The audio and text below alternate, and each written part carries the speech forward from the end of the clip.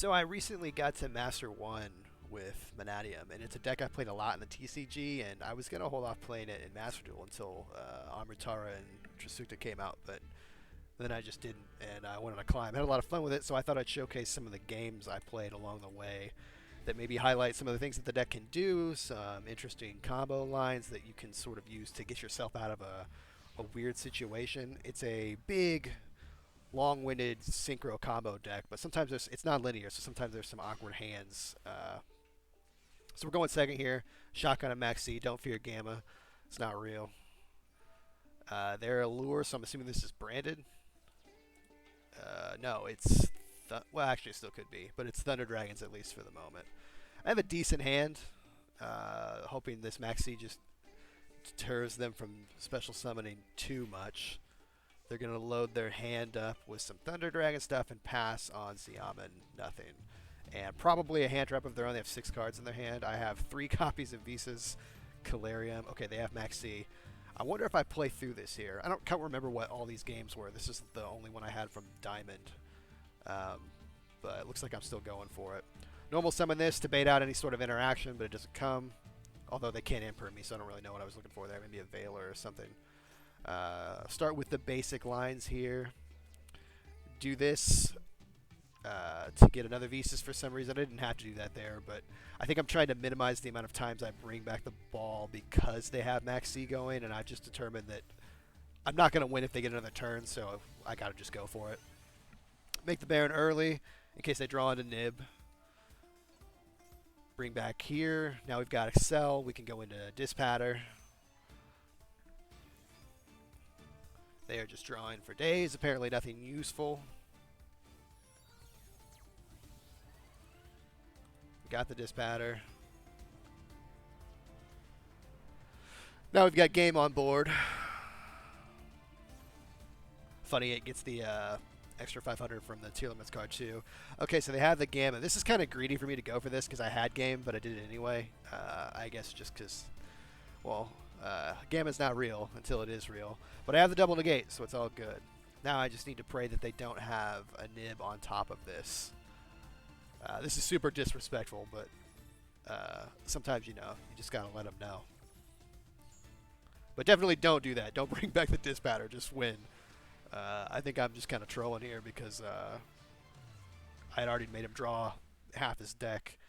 But that's kind of what this looks like when you play through Maxi. This Dispatter, Baron, and Astrolabe are game just by themselves. And that's 2 pops plus, Dispatter doing stuff. So we'll go into another game here. And these are all just kind of like randomly assorted things that I found interesting. I definitely saved that one because of the double Gamma. To show that what you could play through, even though I walked into that myself. Here, what do we do? We going first? Okay. This is a pretty nice hand. So this might just be what full combo looks like.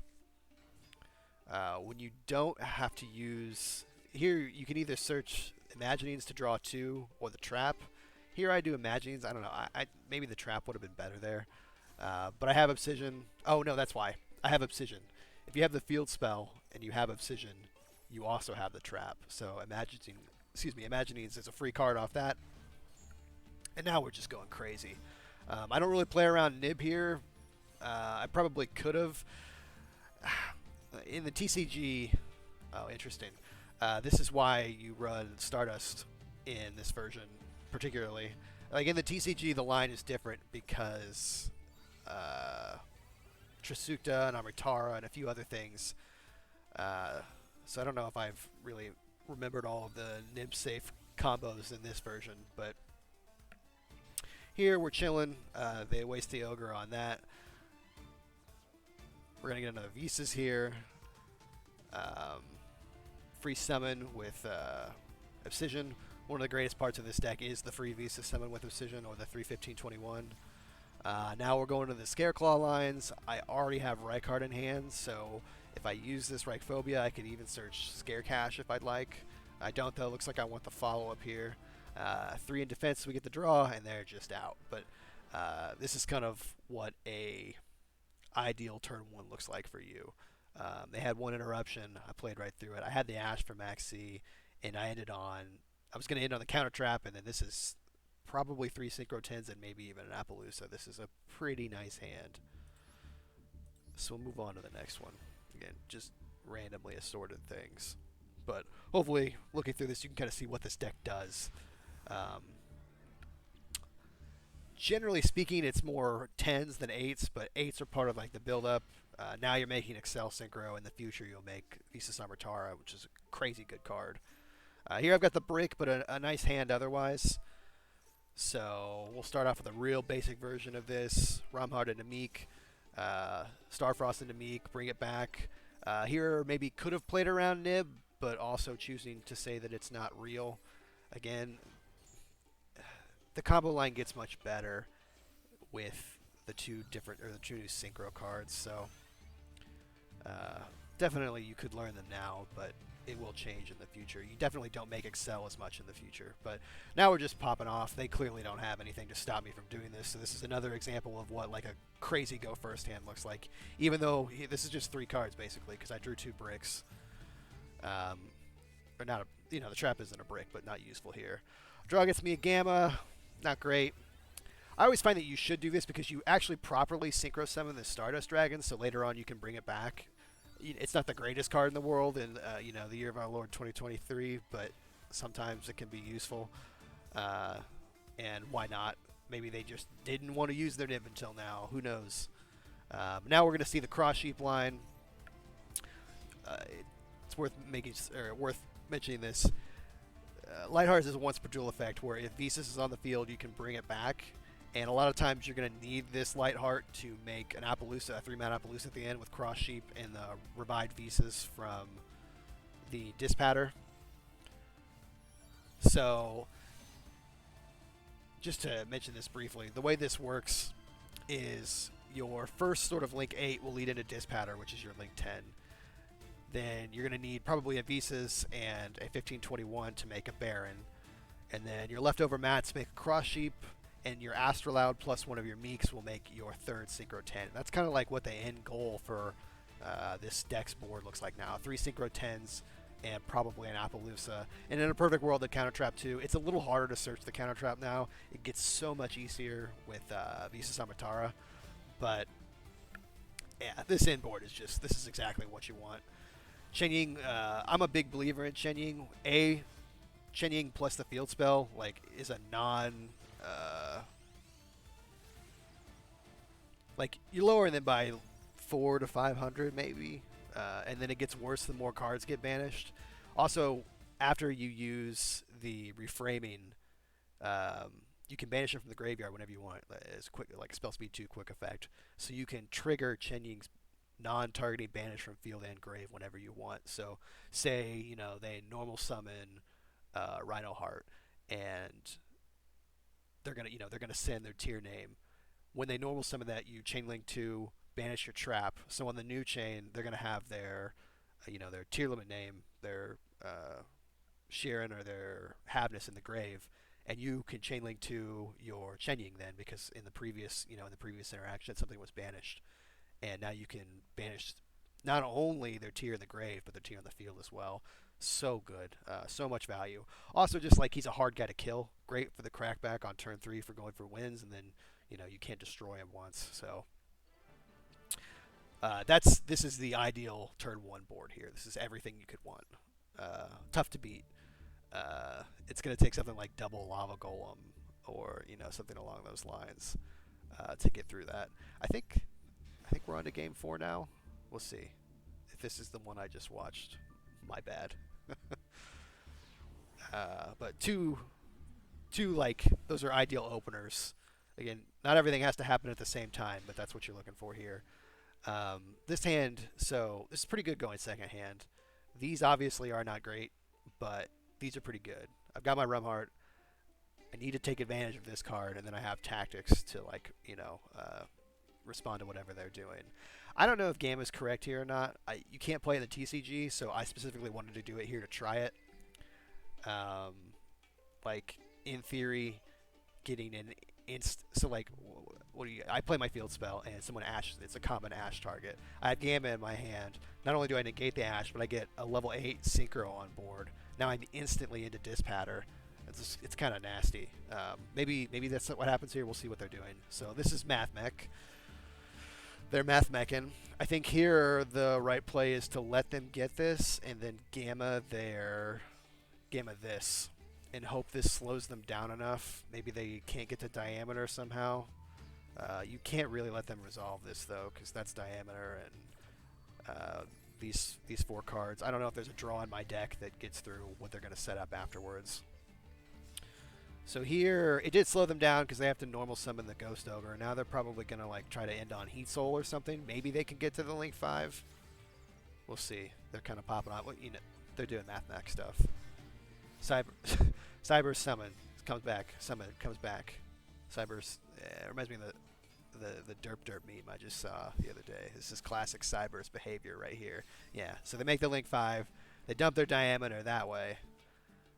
Oh, I remember this game now. This is funny. I probably shouldn't win this game. I have no business doing it, but this is a lesson to all you Math Mech players. Don't do what this guy did because he gets super punished for it. This is totally bait. The Fenrir is not going to be super useful here. But I also, it looks like I might be playing Cash or something. Who knows? So here, if you chain this in response, you're not going to get a chance to activate your Laplacian, however you say that. So he worries about me stealing the 8K monster, but because of this, I can see whatever I want. And he just summoned this. It doesn't use its effect. It was just summoned. Now its effect goes off. I clear his field. So this isn't even anything how to play this game. This is just, you're going to celebrate the small things in life. Me getting an easy one in on that poor Math Mech player who should have waited one more turn, or one more interaction. On to the next one, though. Hopefully this one's a little more Mannadium centered. Okay, hopefully I'm going first here. Okay, yeah, this is not the worst going first hand. Imagining's draw 2, put 1 back is so nice. They've got the Max C. Okay, let's see what I do here. In a perfect world, I get like a Fenrir or something. No, I don't. All right, so I'm going to go Rip and then Imperm Pass. Okay, they're on Vanquish Soul. I see in their hand they have Ryzen, Mad Love, and Fenrir.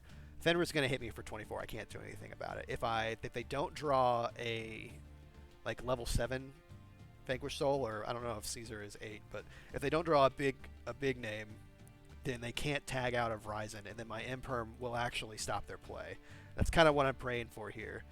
Like, this is going to happen. They're always going to get their search. I need this to resolve for me to win. And it looks like it does. Okay. So now I'm going to take this damage. There's nothing I can really do about it. They should probably link this off afterwards and get Raisin back in their hand. But we're at least not out of the game yet. I know they've got Dark and Earth in their hand and an unknown card. And they're about to have Ryzen in their hand as well. So we'll see what I can do on the crackback here, having to play around Fenrir and Raisin, Pop, and probably more. This was a great draw, can't lie. Having Fenrir here allows me to immediately put some pressure on them to do exactly this. And because of that, I can banish their Fenrir. Now I'm just playing against Vanquish Soul. And alright, they get the Caesar Valius, so they probably are going for the pop and hoping the 1 pop is enough. I know they have all 3 elements in hand, so they can pop one of my cards. I get the Scare Cash, so even if they do pop something, I can still play. Here, they could have actually changed to stop that, but I think they know I have that in my hand. Now I think I'm in a pretty nice spot. Losing this is not the end of the world for me, because I still have access to a rank 4 via Scareclaw Kashtira, because Visas can pop this. Now, oh yeah, I can even just do it this way. I don't even need to do that. Alternatively here, if I didn't have those 2 things in hand, Scare Cash could have summoned itself by banishing Fenrir. Then I go into Lightheart, grab the field spell. Then I have Reichardt. There's 2 defense position monsters on board. I could even resummon this with the Arrival and then pop this if I wanted. I may end up doing that. We'll see. But I have a decision in Meek, so now I'm just absolutely about to pop off. We'll just let it speak for itself. Get 2 more Meeks back. Yeah, now I get this. This will go into Lightheart. This is the most linear part of the combo is the Scarecrow part. So you go into Lightheart, get the Field Spell, get Rykard or Visas, probably Rykard here. Yeah, Special Summon a Defense, get the draw. I can now pop this. They really, whatever other card is in their hand would, I guess, need to be nib or something, and they're just not using it. But I think this is game on board, and they're just letting me combo off, so I appreciate that. This was just in case they had nib, I could still like salvage this in some way, shape, or form. But we get the Stardust. We'll go into Dispatter. We really are just doing whatever we want here. And we make the Cross Sheep. The Arrival can bring back the Rykarts. We can make a Baron. Yeah, now they're out. So that's Baron. That's Astraloud popping their last card, which is 0 attack, so it's not the end of the world. But and then also getting a level 2, so then we make Chen Ying, and that's just like that's game. So into the next game. A good way of showing like how the crackback works on this, and definitely in Master Duel, getting max seed isn't the end of the world. Sometimes you can play through it. Sometimes it just is, and you gotta just hold those. But we'll see what this is here. Another pretty decent hand going first. All of my support engine here, so we're gonna get the Fenrir. We're gonna get the okay, never mind. We're not gonna get the Fenrir. Which really is not that big of a deal. I like to start with these two field spells in particular because in the TCG it's not so much the same. Some people still play cash, but maybe it'll work for tier. You threaten that you're on these decks because, you know, going in blind, they don't know what you're playing. And you definitely don't want someone drawing Shiren, you definitely don't want someone drawing Fenrir. But in this deck, like, it's not even that big of a deal. Now he's like, oh shit, what are they even doing? Could still be tier. Definitely no, we're not on tier now. I've already got the Meek, so I can get the trap for free. I've got the Visas, so now we're popping off this way. We'll make... now I guess you should start to see what this is doing. We want to establish the Excel Stardust. Again, this is not nib safe. Do your best to make them nib safe. And just understand, in the future, Baron on Force Summon becomes so much easier, so much more reliable, and you don't need to sacrifice your end board at all to get it. But anyway, we continue to pop off here. I save this. You can do this if you want. You just keep it on board. If they were to nib it, you can chain this in response and then get whatever card you want. Now I think I've determined that it's just not happening, so I need to make space on the board. We'll make these. This is just for follow-up. Why not? We get the Baron. Oh, yeah. I decided I want to extend into the Chen Ying because it makes sense given I have the reframing.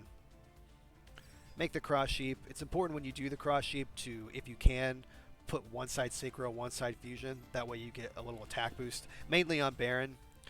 I found that you could put Baron in defense, but 2400 is pretty low, and like there's a number of times I've been swung over, and I'd rather risk the Lightning Storm than I would like getting beat over by a Mirror Jade who doesn't want to activate an effect, so that you can't use reframing, or like a Fenrir with a field spell or something like that. All right, this is the inboard right here. This is everything you want. Super beefy Synchro 10s, the 3-mana Appaloosa, the counter trap, and then theoretically this could be anything. They don't know what it is, but it's Calarium. Be nice if it was like an Ash Blossom or something. And they are on Exo Sisters. I think this is a perfect time to use Dispatter. Pop the Martha. The effect has been used. Wasn't negated. Here, Triple Tactics is very good into this board because every single card you put up is extremely good. Which is why in the future it's nice having both of these as like spell trap negates. Here they're going to force me to use this. I've already used the monster effect, so there's no reason to waste the reframing here. I can take advantage of the spell speed 3 in the future if I want. Like right now, because they drew it all. Hopefully they don't have Raigeki too or something like that. If they're down to just monster effects, it's tough for them to beat us here. They're set to pass. So I could have banished the reframing and then banished one of these cards. I'm in a pretty commanding position here though, because this is like what? This is best case scenario for them, Vadis and Returnia, and those need to play through Appaloosa and Dispatter and Chen Ying and me popping whatever they summon here. So, you know, they're in a tough spot. I'm going to tag out to kind of bait this interaction. And this is exactly what I'm talking about, the preemptive chaining thing here. So on the next chain link, when these monsters summon and activate their XYZ effects, because I moved that out of the graveyard, chaining is also live. So I can negate or destroy, I will destroy here, with Dispatter on the last chain, and then just chaining banish the chain blocked sister. And they realize this, and that's the end of the game. But that's... maybe it would have been safer to use chaining ahead of time, but that's kind of how you do that when you wait and use it reactively. So we got 3 more here. The last one I think I remember is a funny one, utilizing one of the bricks in the deck in an inventive way, but we'll see what this is. We're getting closer and closer to the Master 1 game here. Alright, so decent hand. Going second, not so much. This Ash is really going to put in work. Alright, so I remember this game now. This guy is about to pop off. We're playing Bestial Sprite, and we'll just fast forward, because this isn't a Bestial Sprite video. I made all these public so you can see that. I have my one interaction. I use it on Chaos Ruler, which I think is correct, because he can't use this here. I'm about to not be able to use it at all if he gets another 2. But he has the call by, so it doesn't matter. At least I can't get ashed on my turn. But he's free to do whatever he wants, and he has a lot to do. He has some great mills there. He gets the Lubellion as well. I think he'll go regain. No, he goes for the trap, and I think he might have milled regain. He milled regain too. So like, things are looking very good for our opponent here. He's got the Dispatter, so we can get his level 2 tutor back that's been banished. Probably make a Baron. Yeah, they're really popping off here. Got the Elf. The Elf can bring back the red. Okay. Here, we'll set this up. They've got a Bestial in hand. They've got, this is a negate and a pop live. The negate here. This can negate something. He'll probably immediately shotgun this to get a level 2 back. He can, if he banish, if one of my monsters gets banished, he could summon it, or get the draw. He's also got the Dispatter, or the, excuse me, the pop with the Druid Worm. Like, it's a pretty good board. And I am working with Maxi. So I'm going to do my best. Going second, you should usually start with this play. In a perfect world, I also have the Rumheart in hand to dodge something here, but a lot of the stuff he can do, I don't think the dodge is going to help. It's still going to negate. Also, I know I have this Arrival in hand already, so I can just bring this body right back. So this is really just me trying to get him to do something. I also chained the Maxi here, so I force at least the Dispatter interaction. He's going to be doing some summoning. He doesn't want me to draw that many times. And the right card resolves, so now this can come back twice, which is pretty nice. And I get my Thesis from the field spell. Goodbye, field spell. Hello, field spell. So I think right there, he could have considered Baron popping that, but fortunately that doesn't happen, and I get to summon this out. This will get him another Magnum, so body on board, plus the summon. Now he's still got this pop. No, this pop was used. He's still got the red negate and this. So this will bait that out. A little unfortunate. Would have been nice to have that. It's going to give him a draw too, but what can you do?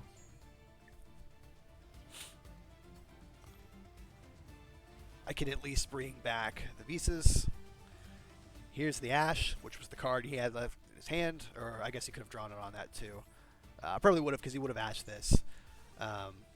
Fortunately,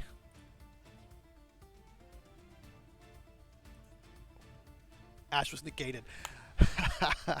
Ash was negated by call by, so it didn't work. So I still get the Imaginings draw, plus I get this back. Chain block this Meek because I'd rather have the level 4 than the level 2. And we get a Pot of Greed here as well. And the absolute perfect card I could have drawn. Here I was a little worried that I wouldn't be able to resolve the second Arrival. And I actually, in hindsight, keeping the Ash maybe wouldn't have been the best chance, but or wasn't the best call. But once again, Excel coming in clutch. No one expects the Stardust Dragon. We get the free synchro. Now we have Chen Ying. Now we're threatening a lot of damage with Chen Ying itself, and I know I'm going to make Astrolaud, so my banish will happen. The Tactics gets out his last negate. Obsidian can summon Starfrost, and we haven't done any of the, I guess, here is this as well.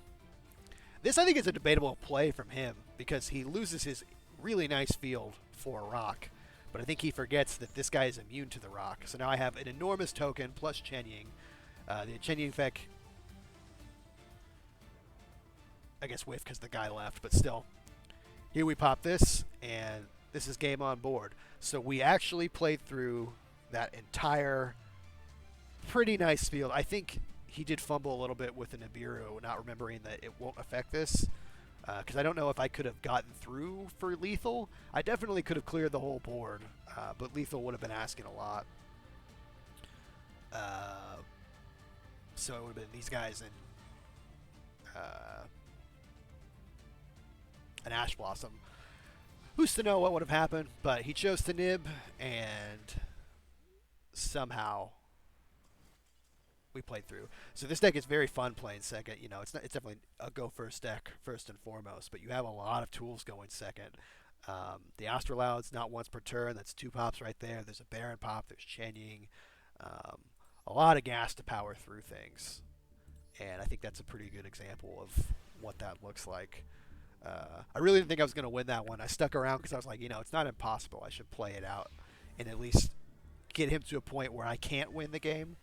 And yeah, that's how it goes.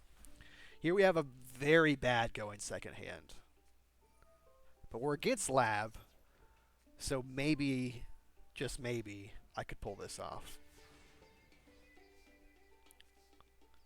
It's a decent thing to start with. Although I guess he would have had to shotgun something for that to work. I desperately need this to go through, though, so I guess the call by is nice there. Welcome will probably summon... Okay, they're just looking for that. I remember this game now. This was going to go a little bit longer, if I remember right. No, maybe this is done in one turn. I think they try to de-barrier me here. We'll see. Yeah, the Big's going to summon the Coup Clock. This is a nice play, but this is why in my extra deck I will always run this card right here. You'll see in a bit. So they're doing lap stuff. The play here clearly is Coup Clock, flip over Dimensional Barrier, call Synchro, and hope that kills my turn. He's seen Calarium, he knows I'm on this deck, he knows it's a Synchro deck. This is the correct call. You should call Synchro here, but sometimes it's just not enough. Here, too, the second arrival isn't the worst thing in the world, because I just need bodies on board. I need to get a Visas in rotation, too, so this will search the Visas. This is also a pop for us later on, which is nice. People always forget about the 3 defense pop. In this case, I use it to bait this out. Whatever this is the last piece of interaction he has, I know everything else on field. These are all used up. So losing that's not the end of the world. I mean, I guess whatever he draws here could theoretically be problematic, but also worth noting that you can summon a Reich. If you normal summon Reichardt first and you have a second Reichardt, you can special summon it adjacent to itself. That still works. Here we'll use this to get the ball. We've got the Visas in hand. Now we can start rolling. Here I should probably establish a Baron first. Don't really know why I didn't. Oh, I got Synchro. Duh. I can't. So the goal here is make Astrolaud, pop this, get really big, and then make Access Code Talker to pop everything else. And this is really what you do when you get de-barriered. This is how you win games. You just need to get that. Like your access code's going to be 4,300, so you just need to pop anything to get over that with Vicious or get another body on board. And he sees the writing on the wall here that this is game. So when your opponent calls that D-barrier on you, the game's not over. Uh, well, if you have access code, it's not. There are other ways around it too, but that's from a TCG side. D-barrier is something that you come into contact with quite a bit, and I think access code is perfect for that. Access code plus vicious is game by itself. So even beyond D-barrier things, when the game gets into more of a scuff state, and you're just struggling to make anything work, all you need is a cross sheep and two bodies, and that should be part of your normal board anyway. Last game here, not a great hand, but it's gonna be enough. So a lot of times I'll see when people play this deck, they'll get something like this and be like, well, what do I do with this? These two cards right here are a decent part of your combo. You can end on a decent, particularly given that I opened the trap too. But I'll just show you here. You search the scare cache. Visas will pop that. Now we've got Lightheart. Now we've got Reichheart. That's Baron. Now we've got... Okay, but they ash this. Looks bad.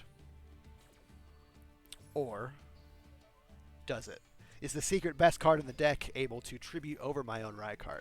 And remember, you only need Visas to be on the board to once dual summon this.